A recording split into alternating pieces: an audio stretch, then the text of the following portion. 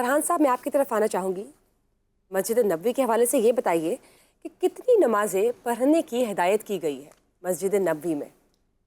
جی، مسجد نبوی میں دیکھیں فقہ اہل بیت میں مقامات کے لحاظ سے نمازیں الگ جی الگ ہیں. مثلا جتنی بھی مساجد ہیں، مسجد نبوی ہو گئی، مسجد کوفہ ہو گئی، وہاں پر انبیاء کے بھی جو مقامات ہیں وہ سارے مستحبات نمازیں ہیں، مثلا دو دو رکعت کر کے جو پڑھی جاتی ہیں. 40 بھی جی، کہا گیا ہے. عام طور پہ روایات میں یہی ہے. 40 ارکعات نماز کا بھی ہے. اس کے علاوہ اور بھی یعنی آپ جتنی اپنی نوافل اور مستحبات عبادات کر سکیں.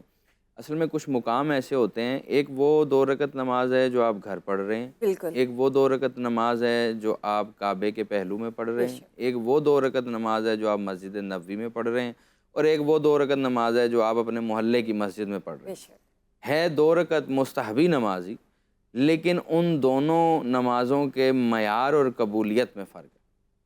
اگر آپ صرف 40 ہم کہتے ہیں جی 40 40 ارکعت. رکعت یا جی 50 رکعت یا 60 رکعت، جتنی بھی نماز، جی اتنا حکم ہے ہم نے یہ پڑھ لی، تو صرف وہی کیوں؟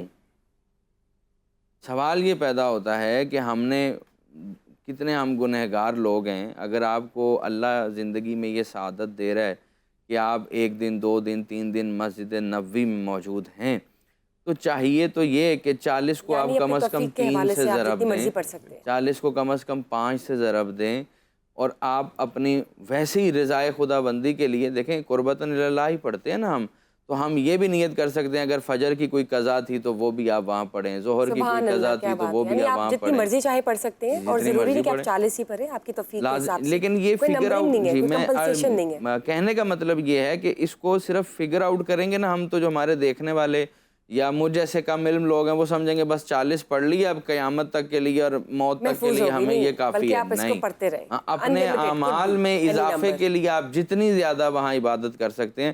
اور اگر آپ تھک گئے ہیں نماز پڑھ پڑھ کے تو آپ وہاں صحن میں بیٹھیں، کسی ایک ستون میں ٹیک لگائیں اور صرف درود پڑھتے جائیں، اور پھر سبحان اس کا اللہ، اس لطف کی پھر لیتے کیا جائیں کہ فضیلت ہے. کتنے بے فیوز شک. و میں برکات عبادت نصیب میں ہوتے جو تعداد ہے نا اس کے بارے میں صرف ایک ہی فلسفہ رکھتا ہوں ذہن میں، اپنے اللہ سے کتنی اس کی مہربانیاں چاہیے، اس کا حساب رکھنا چاہتے ہیں تو پھر اس کی ثنا میں اور اس کی عبادت میں بھی یہی حساب خیال کیسے رکھنا کیجئے. ہے. جہاں اگر وہ بالکل. لاتعداد ہیں جو آپ کو چاہیے نعمتیں اس سے، آپ کی تو عبادت لاتعداد کی. عبادت کیجئے اپنی اللہ ہمت کے بے مطابق. شک بے شک. بہت بہت شکریہ.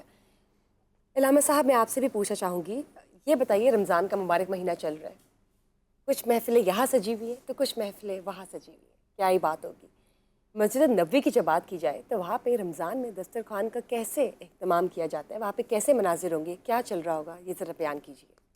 یہ بہت اچھی بات ہے، لیکن اس سے پہلے میں پہلی جو بات چل رہی ہے اس کی وضاحت کر دوں تھوڑی سی.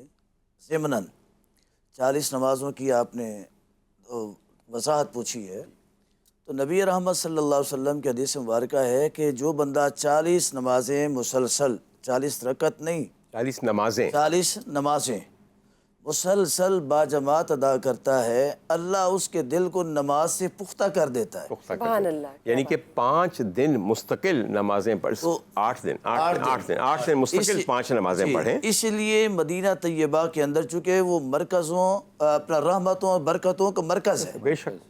وہاں پر تو رحمت للعالمین کی رحمتیں تقسیم ہو رہی ہیں، برکتیں تقسیم ہو رہی ہیں. اس لیے وہاں پر یہ عمل رکھا گیا ہے کہ آپ 40 نمازیں یہاں باجماعت ادا کریں، تاکہ جب آپ وطن واپس پہنچیں آپ کی عادت پختہ تو ہو آپ گئی. کی عادت بالکل پختہ ہو بالکل. چکی ہو، گئی. آپ کیا بات نماز سے ہے. غافل نہ ہو جائیں. کیا بے بالکل شک بالکل. بے شک. عموماً بے ایسے شک. ہوتا ہے ہم وہاں سے واپس آتے ہیں تو یہاں لیزی پر ہو جو ہے نا جاتے ہیں، نمازیں ہماری انڈولنٹ ختم ہو ہو جاتے جاتی ہیں. ہیں. ہم بالکل کہتے ہیں عمرہ کر رہا ہے، حج بالکل. کر رہا ہے، اتنا ہی کافی تھا. بالکل بالکل. اور رمضان کی جو کنٹینیوسلی وہ چلنا چاہیے، کنٹینیوسلی چلنا تا چاہیے قیامت آپ نے جی. عبادتیں کرتی رہنی ہے. اور رمضان المبارک کی وہاں کی رونقیں سبحان اللہ، اس کے تو کیا ہی کہنے ہیں. سر، میں آپ سے ایک اور بات پوچھنا چاہوں گی. آپ کی پہلے رونقیں تو بتانے دیجئے. خدا را میں روزے سے ہوں، بھوک کا عالم ہے. یہی سن کے پلیز رونق. عرض آج میں کیجیے، نے پلیز پلیز. افطار میں اور کچھ نہیں کھایا، یہ آپ کی باتیں یاد کر کے افطار یقیناً کروں. میں نے جو سوال پوچھا تھا اس کا جواب تو بھی رہتا ہے. بتائیے بتائیے. جی، اس وقت جو وہاں پر رونقیں لگی ہوئی ہیں مدینہ طیبہ کے اندر، مسجد نبوی کے اندر، مسجد نبوی کے اطراف میں، باہر شہر میں، کیا بات ہے. بازاروں کے سبحان اندر، اللہ سبحان اللہ. وہاں پر لوگ جستجو جوق در جوق جو ہے دسترخوان بچھا رہے ہیں، لگا رہے ہیں. اور طریقہ کار کیا ہے ان کا؟ وہ آج بھی ویسے ہی میزبان ہیں، ان کے بلڈ کے اندر یہ چیز شامل ہے. کیا بالکل ہے. بات ہے. ان کی گتی گڑتی کے اندر یہ چیز شامل ہے. نصیبی.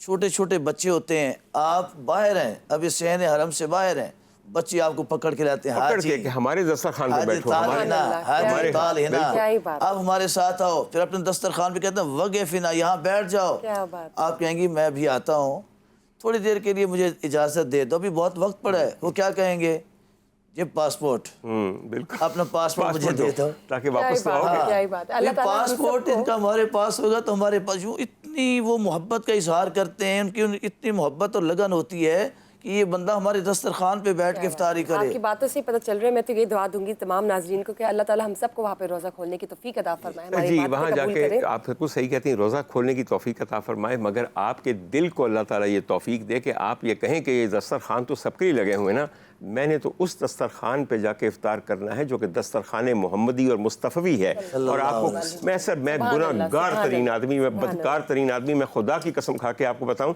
سر, یہی وقت تھا, رمضان تھا, تو میں نے, آپ نے حضرت ابو طلحہ انصاری کے باغ کا ذکر کیا. اب جو امبر کھجور ہے, آپ میں سے جنہوں نے کھائی ہوئی ہے وہ سوکی ہوئی کھائی ہوئی ہے.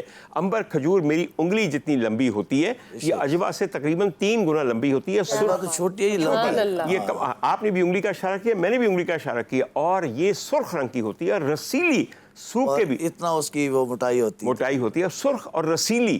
حضور والا وہاں بیٹھا ہوا اور یہ سوچ رہا ہوں کہ یا اللہ کون سی نعمت ہے جو یہاں نہیں ہوگی. تو کوئی مزہ آئے کہ ٹھنڈی اور مزیدار اور تازہ, فریش.